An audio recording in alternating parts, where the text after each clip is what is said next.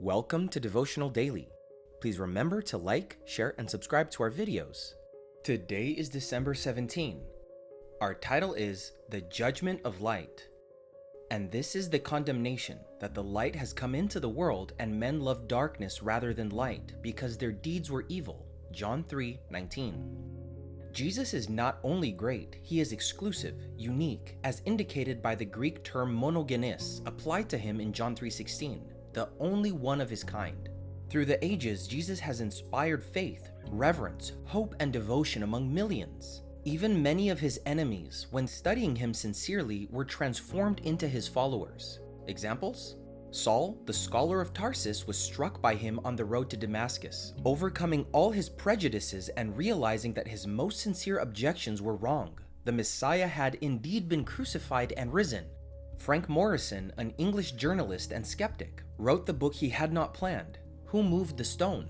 In it, Morison critically analyzes the veracity of Jesus' resurrection, which he had previously deemed a myth and a fraud, only to be convinced by the undeniable evidence. C.S. Lewis, the brilliant literature professor at Cambridge and Oxford, began reading the Gospels to critique him. The result was a book narrating his conversion to Christ, titled Surprised by Joy, in which Lewis recounts that he could no longer flee from him and did the only thing he could, fell at his feet and confessed, "My Lord and my God." Lew Wallace, the American Civil War general, an unbeliever, studied the Gospels intending to criticize the story of Jesus, but ended up writing Ben-Hur, a testimony of his conversion.